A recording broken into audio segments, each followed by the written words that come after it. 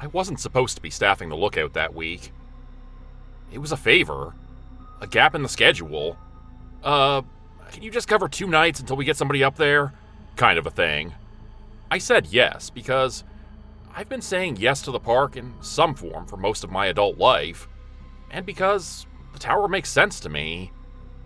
The routine, the lists, the way your world shrinks down to weather, visibility, and a radio that either works or doesn't. The lookout was technically decommissioned, which sounds dramatic until you realize that it just means the budget moved on. The stairs were still solid, the catwalk still intact, the windows still swept clean enough to see smoke, the radio still had power if you fed the generator and kept the battery topped off. It was the kind of place you could pretend was abandoned while still being maintained, because nobody wanted to be the person who admitted they'd left it to rot. I got up there around late afternoon with a pack, a thermos, and a clipboard. The sun was low enough that it turned the trees copper. From the cab, you could see the whole backside of the park, ridgelines folding into each other, cut by long shadows and a few pale scars where lightning fires had burned years ago. The tower creaked in the wind the way all towers do. Not dangerous creaking, just the sound of wood and metal remembering they're tall. Inside, everything smelled like dust, pine pitch, and old coffee. There was a laminated sheet tacked by the radios, with 3 bullet points in bold. Do not request assistance over unmonitored frequencies. If you are lost, stay put. Use emergency phones or 911. If you hear a voice directing you off trail, do not respond. Somebody had underlined that last line twice, hard enough to emboss the plastic. I remember smirking at it when I first saw it. Not because it was funny, but because it was such a weird thing to have written down. It felt like superstition in a workplace that runs on checklists. I did my first call-in with dispatch, gave them my location, weather read, and the fact that I had a clear view of the southern ridge. They logged it, told me to call back at 2100, and that was that. The first few hours were quiet. I made coffee on the little camp stove. I filled out a logbook nobody reads unless something goes wrong. I watched the light fade. The forest below turned into one solid dark mass with only the service road cutting a faint line through it. The tower radio for the lookout was an old handheld unit plugged into a charging cradle by the window. Someone had wrapped the antenna base with a band of black electrical tape, and the casing had a crescent-shaped gouge on the bottom left corner, like it had been dropped on a rock years ago and never repaired. The faceplate sticker was so sun-faded you could barely read it, but if you tilted it just right, you could make out the handwritten block letters. Lookout 3. Around 2030, the radio squelched and popped in a way that made my shoulders lift automatically. You don't ignore that sound. Not out there. Lookout 3. Dispatch, came the voice. Copy? I pressed the transmit button. Copy, go ahead. There was a pause, then dispatch again. We got some weird traffic earlier. Not on our main. Just letting you know in case you hear it. I glanced at the laminated sheet by the radio. Define weird, I said. Dispatch sounded tired. Same operator I talked to 100 times. The kind who can sound calm even when there's a crash on the highway and someone screaming in the background. Unmonitored channel. Someone calling for ranger assistance. Using the word lookout. My stomach tightened a little. Someone knows there's a tower up here. Yeah, dispatch said. Probably kids. Or someone with an old radio. You're not to answer anything that isn't us. If you hear it, log it. That's all. I looked at the underlined line on the laminated sheet and felt my earlier smirk dry up. Copy, I said. I won't engage. I meant it. At 2100, I called dispatch with my update. Wind had picked up. Temperature dropping. Visibility still good. Copy, dispatch said. Remember, if you hear anything unusual, do not respond. Do not leave the tower. Rangers are already stretched thin. Copy, I repeated. I remember looking at the stairs after that. The trap door that led down. The way the tower's shadow cut across the catwalk in the moonlight. I remember thinking, for no logical reason, that it would be so easy to step out and go down and check the perimeter, just to prove to myself that nothing was out there. I didn't do it. I locked the trap door like I always do in old structures, because it keeps the wind from rattling it. I set my flashlight down beside the logbook. I sat in the chair by the window and listened to the tower creak. At 22:17, the radio squelched again, but this time, it wasn't dispatch. Not a call sign, not a proper prefix, just a soft click. Then a voice, thin through the static. Ranger? I froze with my coffee halfway to my mouth. I didn't touch the transmit button. The voice came again, a little clearer this time. Ranger, I need help. It sounded like a man trying to keep panic down. Breathing too fast, words clipped. The kind of voice you hear right before someone does something stupid. I stared at the radio like it was gonna bite me. The laminated sheet was right there in my peripheral vision. The underlined warning felt like it was aimed directly at me. Do not respond. I sat still. The voice on the unmonitored channel tried again. I'm on Trail 6, I think. I'm lost. I can't find the pull-off. Ranger station? You copy? Trail 6 was on the backside. It wasn't the busiest trail, but it wasn't obscure. People wandered on it all the time, thinking it was easy. My thumb hovered over transmit, then stopped. I told myself I could call dispatch. That's the right move. Log it. Let someone with authority decide if it's real. I picked up the handset for the main dispatch channel. Before I could key it, the unmonitored channel voice came again, lower now. I can hear you up there, it said. Please. My throat went dry. You could hear the tower, the generator hum, the wind. But hear you up there made it sound like there was a line between us that wasn't a radio at all. I keyed dispatch. Dispatch, lookout 3. Go ahead, dispatch said immediately, alert now. I'm receiving traffic on an unmonitored frequency. Caller claims lost on Trail 6. Says he can hear me up here. There was a pause, then dispatch again, quieter. Do not engage. I will send a unit to check Trail 6 access points. Stay in the tower.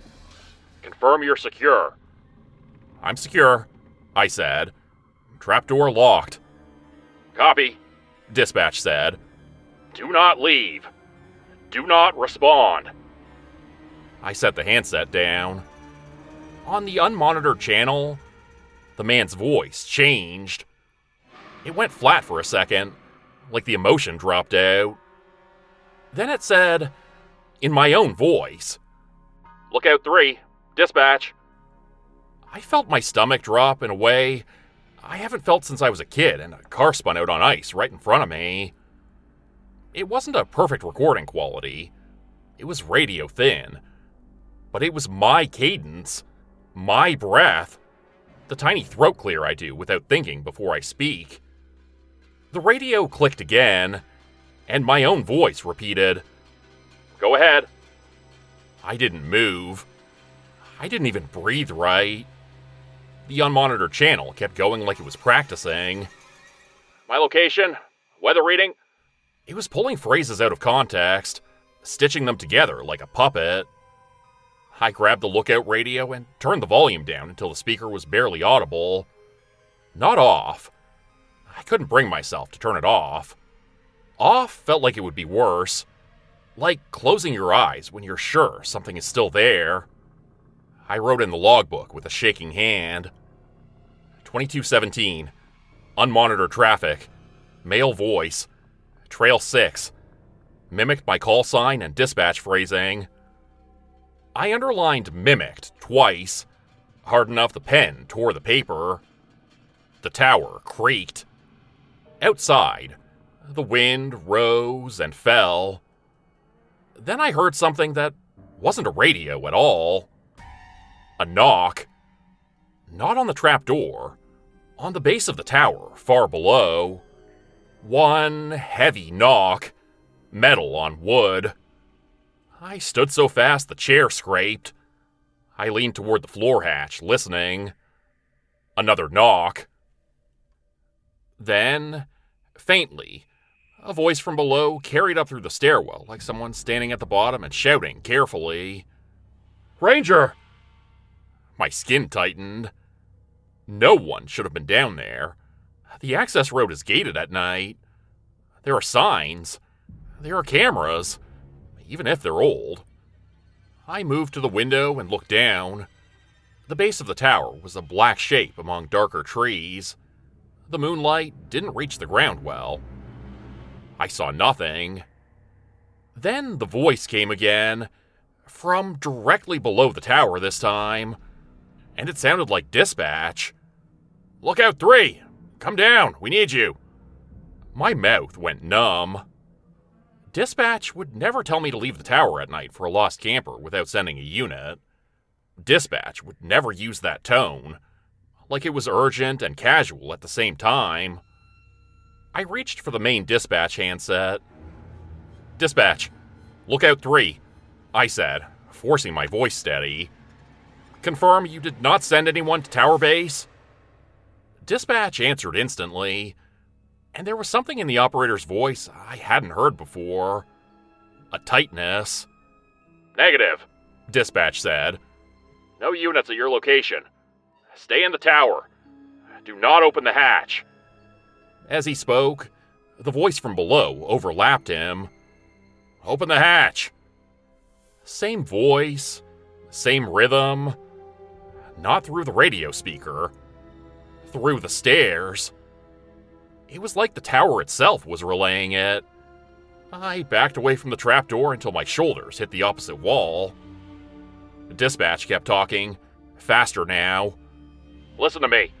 Do not respond to any voice that is not on this channel. Do not open the tower. Units are en route to the access road. Do you understand?" "I understand," I said, but my voice came out thin. Below, the knocking started again. Slow, patient, like it knew I was counting. The unmonitored radio channel hissed in the background, even with the volume low. And through it, I heard my own voice whispering, "Please." I don't know what did it. I have replayed this next part 100 times, and I still can't point to a single moment where my brain broke. It wasn't a sudden decision. It was like a series of tiny rationalizations stacking up until I couldn't see the drop-off anymore. Maybe someone really was down there. Maybe a hiker had found the tower and was terrified. Maybe dispatch was wrong and a unit had already made it to the base. Maybe, if I just cracked the hatch and called down, I could clear everything up. Maybe that laminated sheet was for something else. Maybe I was just being dramatic. I hate myself for the thought even now. But there was something else, too. That voice from below sounded like my brother. My younger brother has been dead for 3 years. Car accident. Wrong place, wrong time. Drunk driver. I hadn't heard his voice in a long time. Not cleanly. Not without memory blurring it. From below the tower, through the stairwell, came his voice. Small, like he was trying not to scare me. "Hey," it said. "It's cold." I felt my eyes sting. I stepped toward the hatch like a sleepwalker. Dispatch was still in my ear, but it sounded far away now, like a TV in another room. I unlocked the trapdoor. The second the lock turned, the knocking stopped. The silence that followed wasn't dramatic. It was just empty. I pulled the hatch up an inch and peered down the stairwell. Blackness. A faint smell of damp wood and old rust. I didn't see anyone. I didn't hear breathing. Then, from halfway down the stairs, the radio crackle sound happened again. But it wasn't coming from the lookout radio. It was coming from the stairwell itself, like static in the air. And my brother's voice said softly, "Come on." I opened the hatch fully.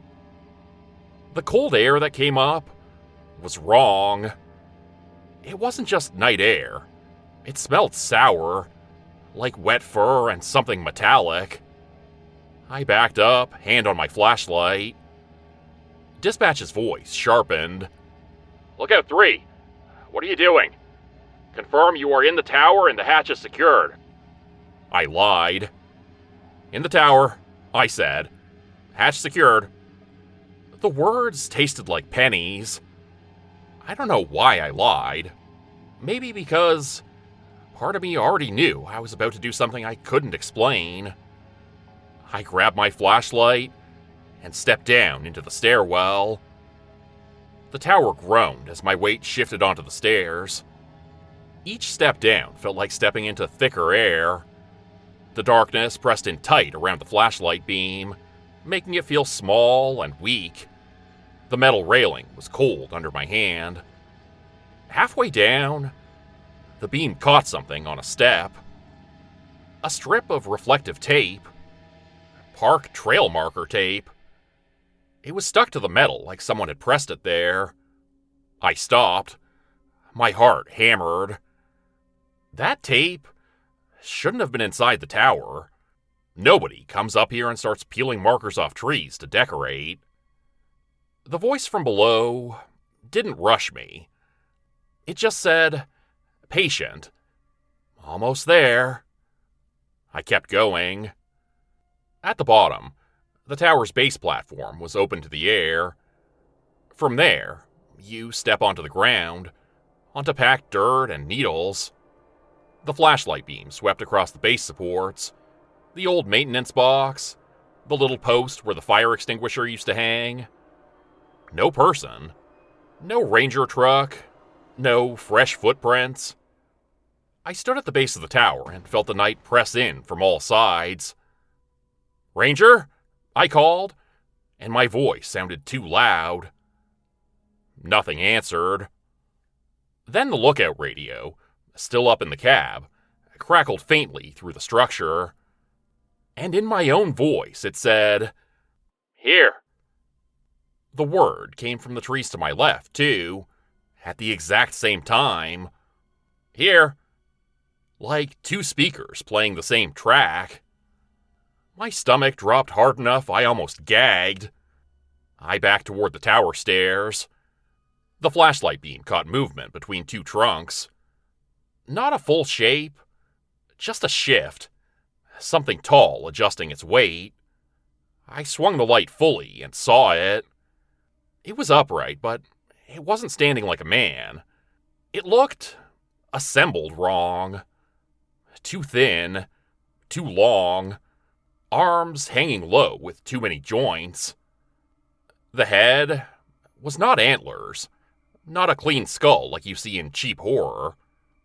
It was like skin pulled tight over something sharp, ridges under the surface, a mouth that didn't sit right on the face, stretched farther than it should have.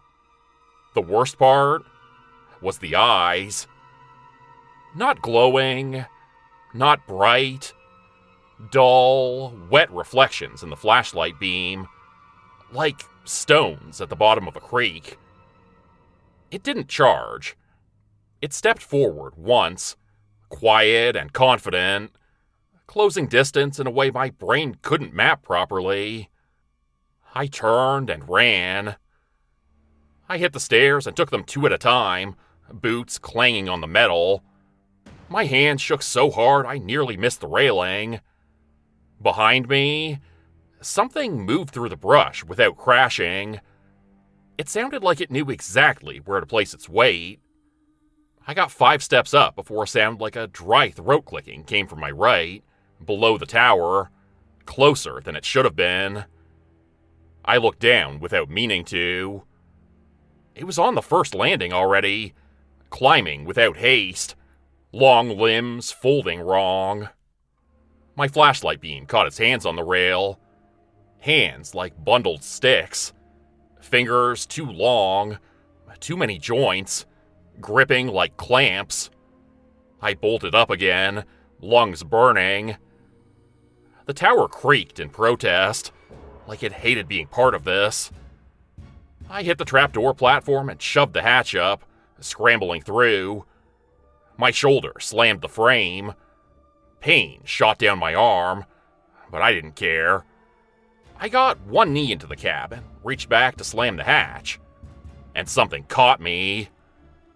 Not a grip, a swipe. A fast, cold rake across my back through my shirt, like dragging a handful of bent nails from shoulder blade to ribs.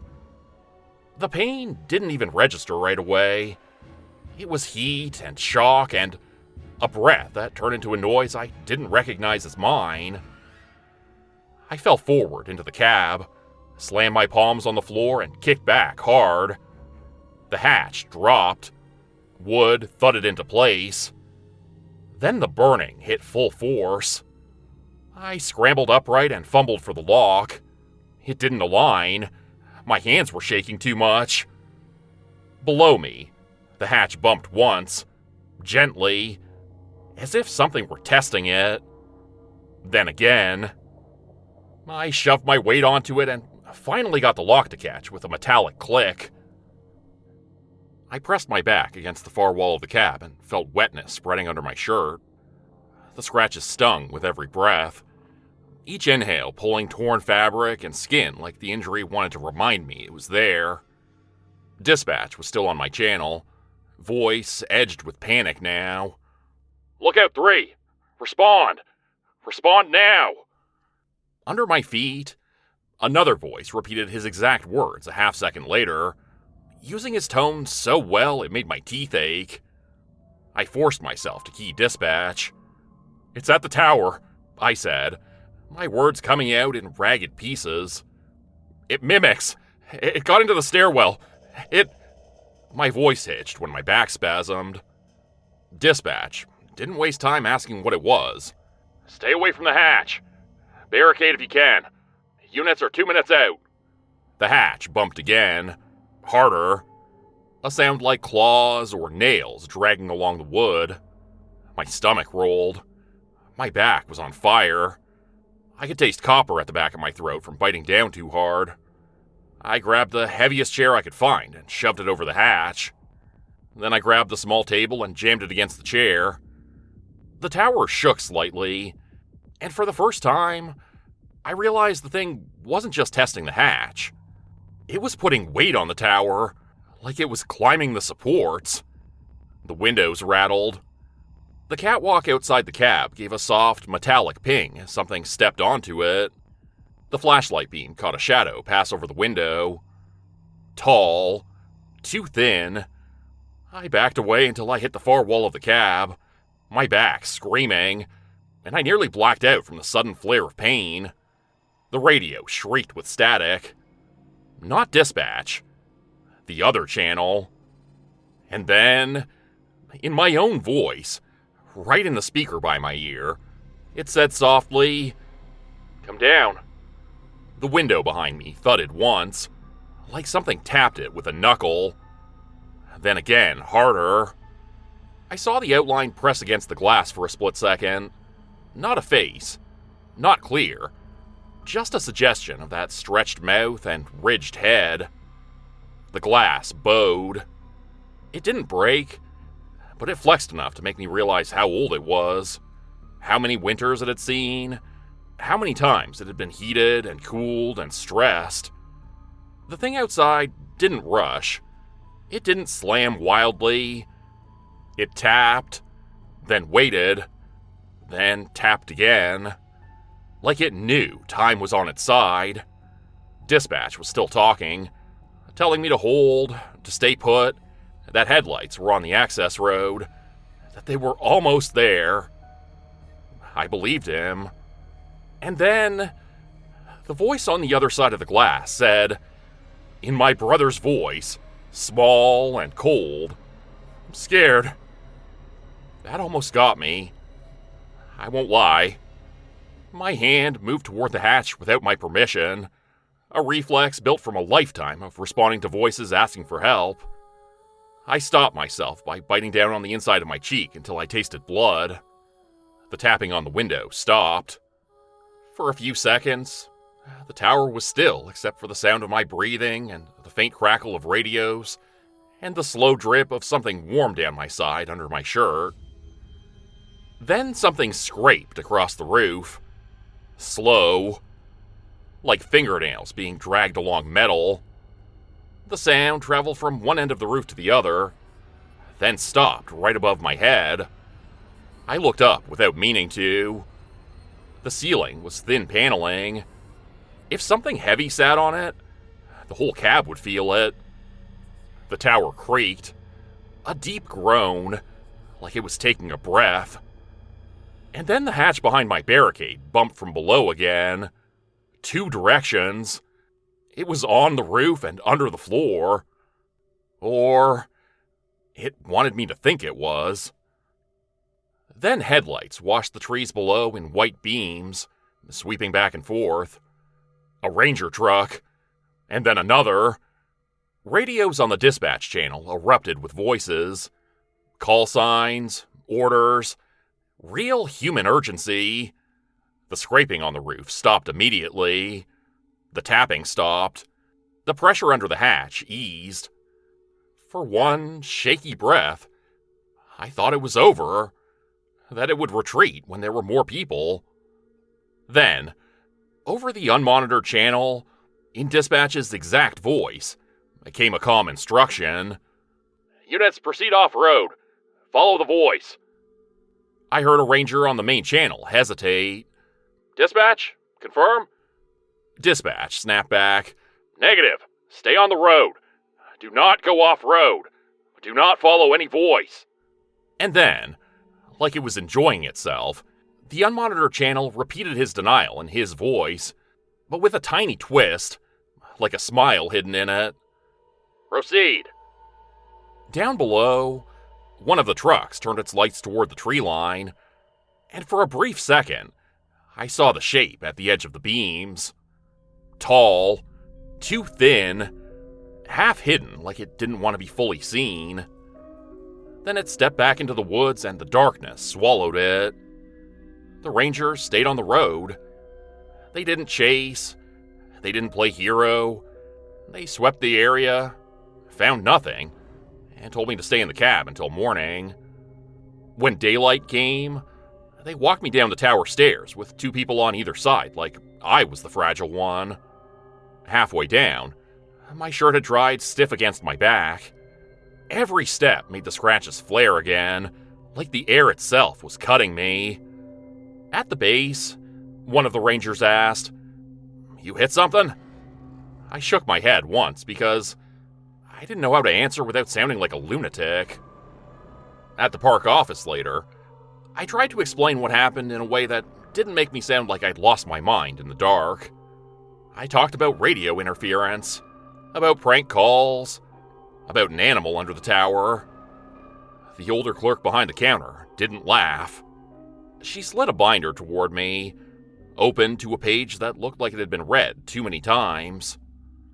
Incident reports, dates, channels, notes about mimicry and unmonitored frequencies. At the bottom of the page was a line underlined twice. If it uses your voice, it already has you. They sent me to urgent care in town anyway, the way they do when paperwork starts to smell like liability. The nurse didn't ask many questions. She just had me turn around, lifted my shirt carefully, and went quiet for a second. "You got lucky," she said. They cleaned the scratches, bandaged them in long strips, and told me to watch for infection. The back of my shirt went into a plastic bag like evidence.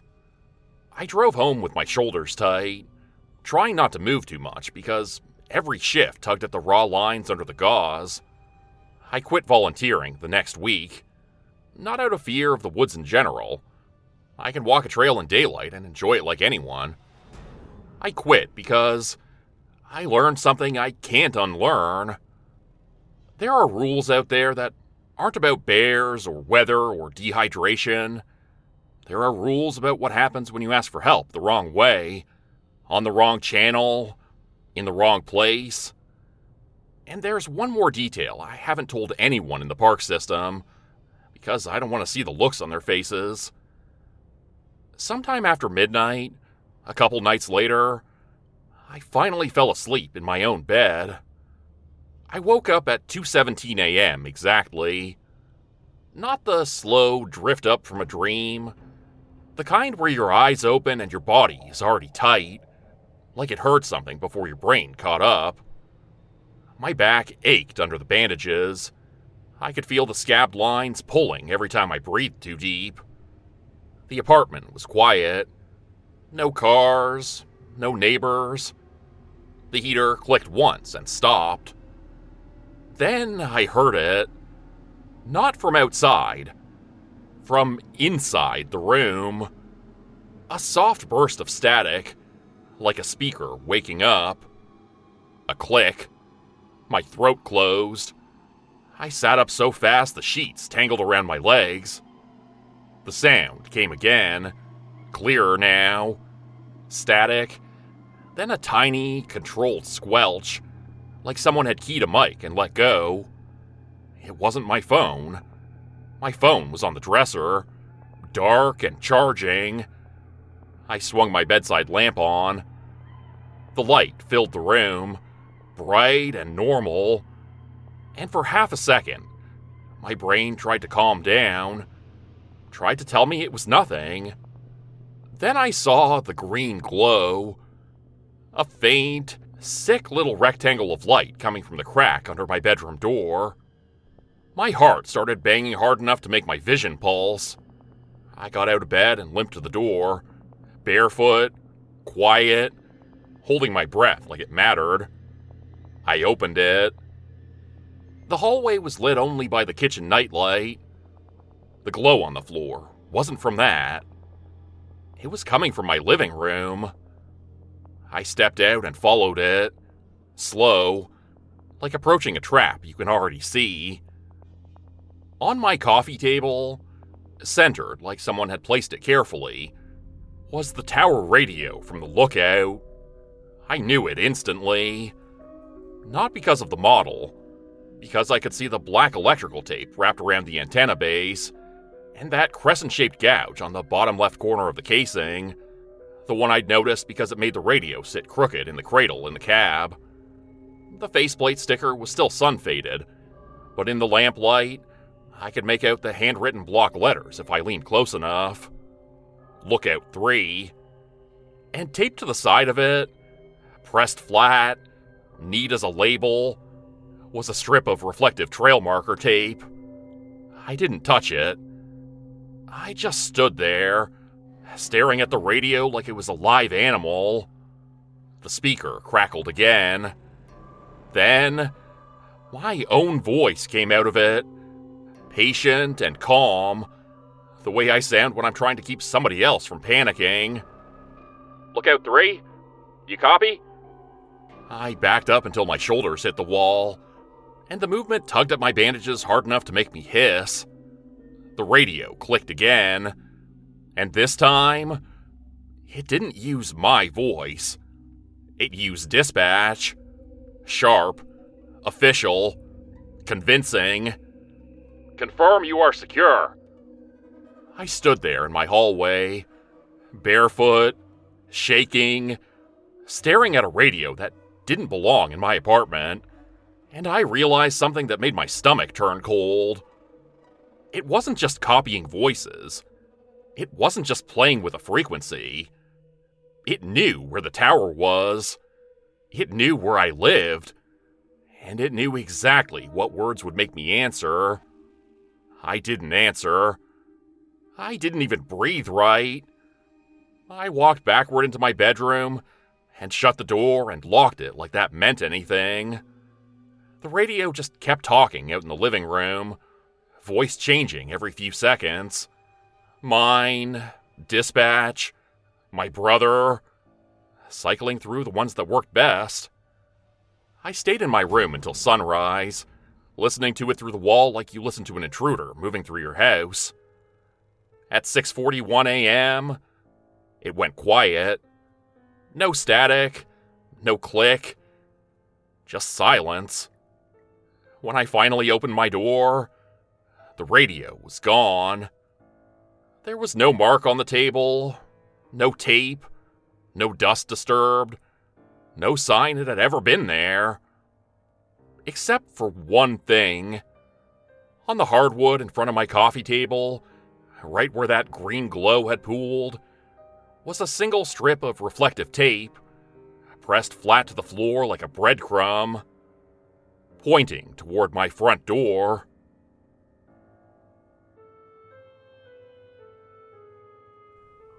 Hey guys, hope you enjoyed today's video. Today's story was written by Justice Figueroa, also known as Pentyworth223 on Reddit. Justice has a new book out. It's titled Beneath the Wound, The Sentinel Ridge Incident. I'll include a link in the description below to the Amazon page. If you want a quick overview, there's more information about it on Amazon. But basically, a park ranger goes to investigate some child disappearances at Sentinel Ridge National Park. And there's a government cover-up, basically, of something going on there, something lurking in the wilderness. So yeah, it sounds like an interesting book. I'm looking forward to reading it myself. If you're interested in checking out more of Justice's work, he's also got a website called darkarchivehq.com. I'll include a link to that as well in the description below. And yeah, if you feel like giving Justice a follow over on Reddit, on Amazon, I'm sure he'd appreciate it a lot. Justice is one of my recent favorites. I've been featuring a lot of his stuff on the channel. Hopefully you guys have been enjoying these park ranger and fire lookout stories. Let me know down in the comments if you guys enjoy these fire lookout tower stories. I personally enjoy them quite a bit. Hopefully going to do more of them on the channel in the future. And yeah, let me know in the comments below if you want to see different types of stories on the channel. You know, more detective stories, more occupational stuff. Always looking to do the types of stories that you guys want to see more of on the channel. There will also be some new Hollow's End coming soon. I'm currently working on a new one featuring the sheriff and Randy. So that should be coming. My goal is to release that in July. Hopefully we'll be able to get that done for July so you guys can check it out. And also the Hollow's End book, Welcome to Hollow's End. If you guys missed the announcements, that one is currently out now on Amazon. So if you search Jordan Group Books or Welcome to Hollow's End, Jordan Group, it should come up on Google or on Amazon. And yeah, I really appreciate all the people who have bought the book so far. I think we're up over 200 sales at this point, which is better than any previous books I've done. So hugely thankful to you guys for that. And thankful to all you guys who have left a review as well. So far, all of the reviews have been good, which is great. And if you are able to leave an impartial review, I hugely appreciate that. It really does help out quite a bit. All right, I'll be back on Wednesday with a new story for you guys. Hope you have a great day.